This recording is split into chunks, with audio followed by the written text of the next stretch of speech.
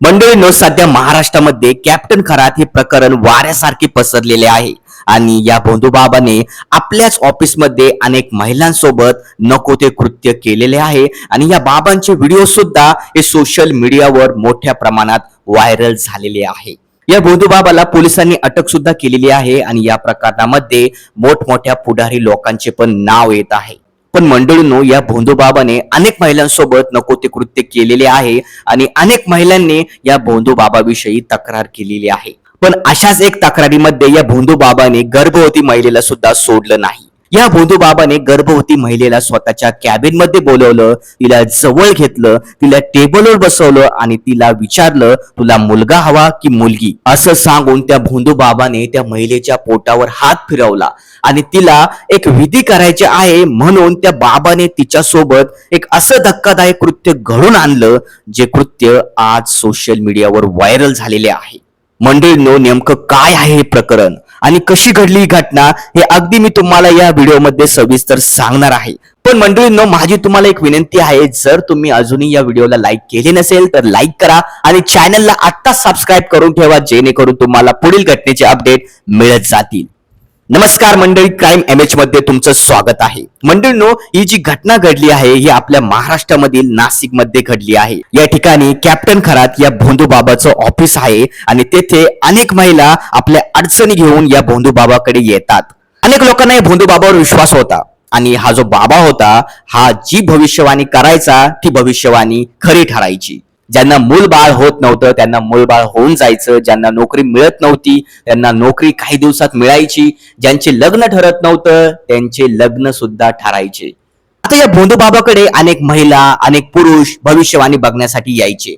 मग भविष्य सांगण्याच्या बहाण्याने हा भोंदूबाबा महिलांना आपल्या कॅबिन मध्ये बोलवायचा आणि कॅबिन मध्ये महिला आल्यानंतर तो त्यांना जवळ बोलवायचा आणि मग त्या महिलांच्या डोक्यावर काहीतरी ठेवून त्यांच्या पाठीमागे लघुशंका करायचा आणि तेच त्या महिलांना प्रसाद म्हणून त्यांना प्यायला द्यायचा. आणि मग त्या प्रसादामध्ये तो बाबा काही गुंगेचे औषध, काही गोळ्या टाकायचा आणि मग त्या औषधं त्या महिलांनी पिल्यावर त्या महिलांना मोठ्या प्रमाणात गुंगी यायची. आणि मग त्या महिलांना गुंग आल्यानंतर तो बाबा त्या महिलांच्या जवळ जायचा आणि त्यांच्या कानात बोलायचा की मी तुझा कृष्ण आहे आणि तू माझी राधा आहे, तू स्वतःला मला समर्पित कर, माझ्यासोबत प्रेम करायला तयार हो, तुझं आयुष्य सुखात जाईल, तुझं जीवन चांगलं होईल. पण तू जर मला नकार देशील तर तुझ्या नवऱ्यासोबत असं होईल तसं होईल, अशा प्रकारे धमक्या तो बाबा महिलांना देऊन त्यांच्यासोबत नको ते कृत्य करायचा. आणि त्या महिला खूप घाबरल्यानंतर त्या बाबाचं सगळं काही ऐकतात आणि तो जो बाबा बोलेल ते करायला ते तयार होतात. मंडळी, सध्या या बाबाचे व्हिडिओ आता सोशल मीडियावर अशा प्रकारे व्हायरल होत आहे. पण मंडळी, पुढे एक अशी तक्रार या बाबाची आलेली आहे की या बाबाने एका गर्भवती महिलेला सुद्धा सोडलं नाही. त्या भोंदूबाबाने त्या गर्भवती महिलेला जवळ बोलावलं, तिला विचारलं तुला मुलगा पाहिजे की मुलगी. तेव्हा ती महिला म्हणाली, मला मुलगा मुलगी काही पण चालेल, पण ते बाळ सुरक्षित असावे. मग तो भोंदूबाबा त्या महिलेला म्हणाला, सगळं काही सुरळीत होईल, तू काळजी करू नको, त्याच्यासाठी तुला एक विधी करावे लागेल, असे बोलून त्या बाबाने त्या गर्भवती महिलेला टेबलवर बसवलं आणि तिच्या पोटावर हात फिरवायला सुरुवात केली. मग पोटावरून हात फिरवल्यानंतर त्या बाबाने त्या महिलेच्या वेगवेगळ्या ठिकाणी हात लावायला सुरुवात केली आणि त्या भोंदूबाबाने त्या गर्भवती महिलेसोबत तेथेच त्याच्या कॅबिन मध्ये नको ते कृत्य केलं. आता त्या महिलेचा जो नवरा होता हा कॅबिनच्या बाहेर बसलेला होता.